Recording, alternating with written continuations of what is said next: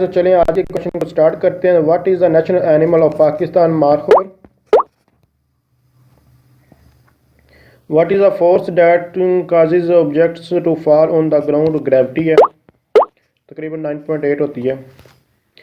What galaxy is the earth located in milky way? How many days are there in a year? 365.